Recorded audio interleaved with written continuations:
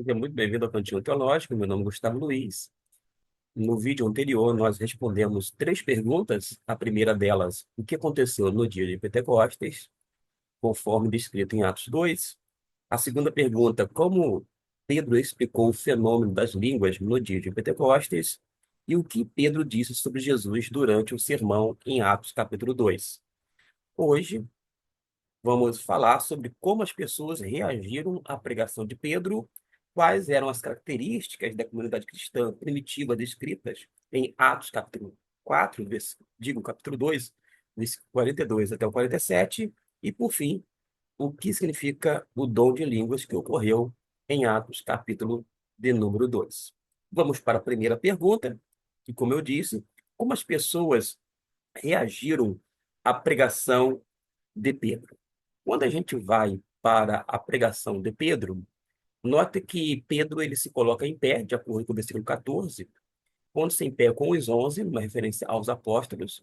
Ele toma a liderança, levantou a voz e disse-lhe: Varões judeus e todos que habitais em Jerusalém, seja-vos isto notório, escutai as minhas palavras. E quando a gente começa a ler os demais versículos, vamos observar o seguinte: que a resposta de Pedro vai indicar como foi a reação. As pessoas ficaram profundamente tocadas por sua mensagem e comovidas pelo que ouviram, de modo que eles perguntaram: que faremos, irmãos? É isto mesmo. Que faremos, irmãos?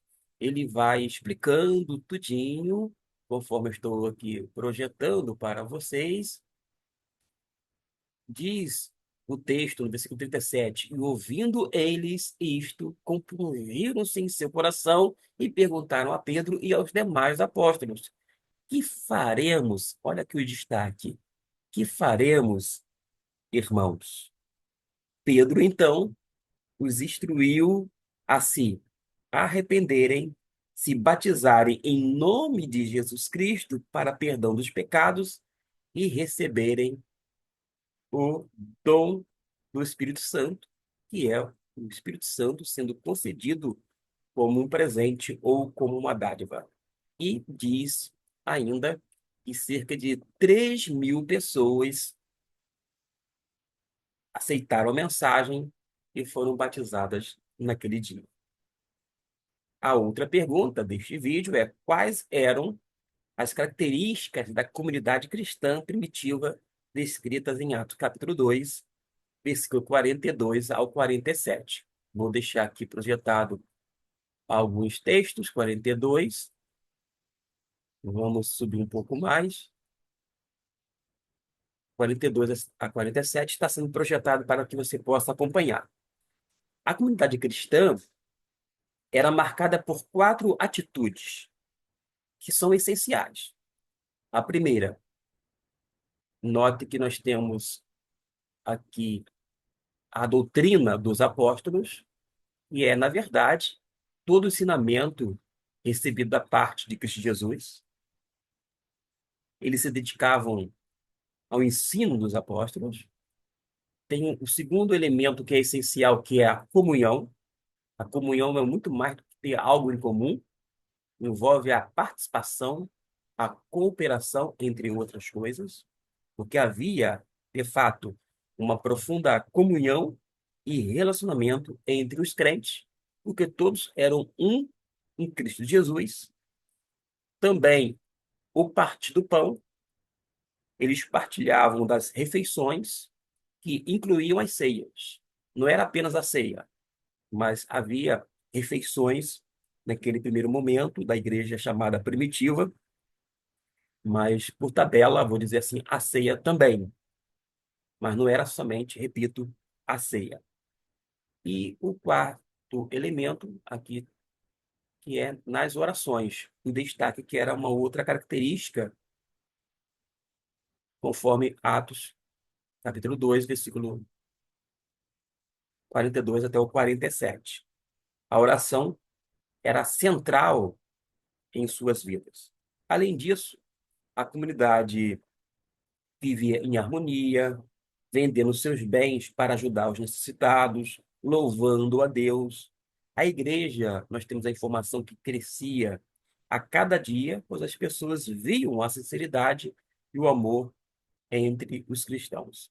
A terceira e última pergunta deste vídeo é: o que significa o dom de línguas que ocorreu em Atos, capítulo 2?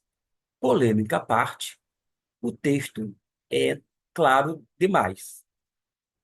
O dom de línguas, conforme nós temos visto no capítulo 2, foi um fenômeno milagroso pelo qual os discípulos começaram a falar línguas estrangeiras.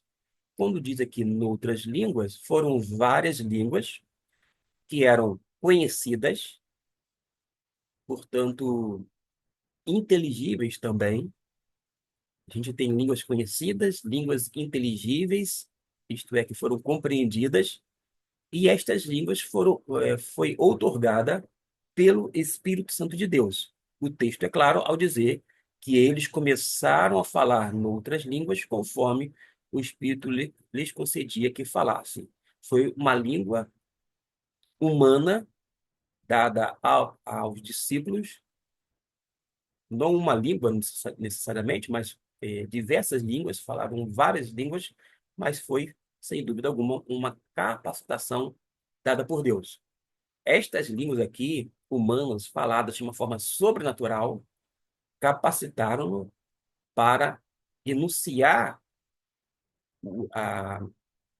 as coisas concernentes ao louvor, o engrandecimento acerca de Deus, de modo que as pessoas que estavam ali representando diversas nações compreendessem e ficassem maravilhados.